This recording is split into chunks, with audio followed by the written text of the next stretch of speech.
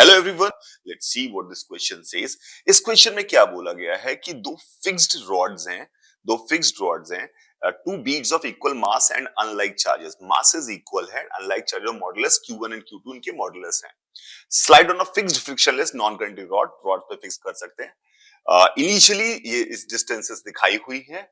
When one of the bead reach as shown the released, इन दोनों को साथ में छोड़ दिया गया और पूछा when one of the bead reaches the corner will be the other bead will be. यानी एक बीट को जब छोड़ा गया कॉर्नर से तो दोनों को छोड़ दिया गया। एक बीट जब कॉर्नर पे पहुंच रही है तो दूसरी बीट कहां है।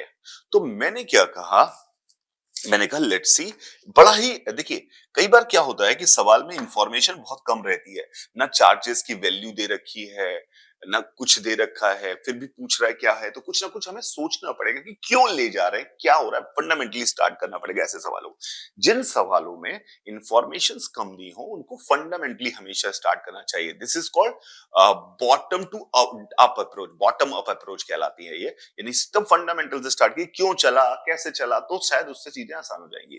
तो भाई किसी जस्ट स्टार्टिंग मूवमेंट पे अगर देखें तो ये लाइन ज्वाइनिंग है, इस पर एक फोर्स लग रहा है F और इस पर भी एक फोर्स लग रहा है F। इस एंगल को मैंने थीटा बोल दिया और इस एंगल को मैंने अल्फा बोल दिया। लेट्स से, वैसे theta plus alpha is 90, theta बोल दिया और इस एंगल को अल्फा बोल दिया। तो Q1 को जो फोर्स आगे खींच रहा है, Q1 को जो फोर्स आगे खींच रहा है, क्या वो फोर्स F cos थीटा है?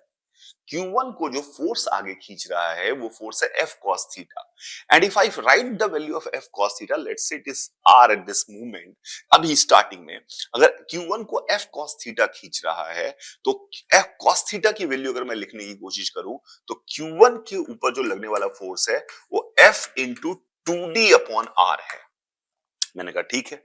Q2 को जो फोर्स खींच रहा है, वो जो नीचे खींच रहा है Q2 को, F cos अल्फा खींच रहा है, तो F cos अल्फा खींच रहा है Q2, और इसकी वैल्यू अगर हम बात करें तो it is FD by R।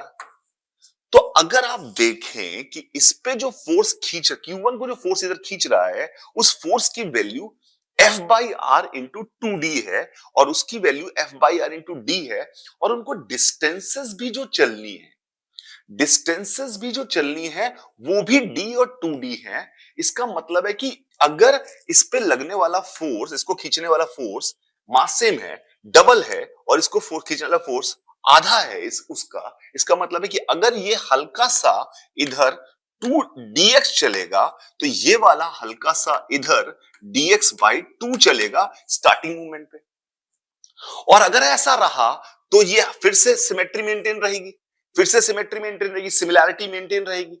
अगर फिर से सिमिलैरिटी मेंटेन रहेगी तो अगले मूवमेंट पे ये फिर से अगर dx चला तो ये फिर से dx बाई 2 चलेगा।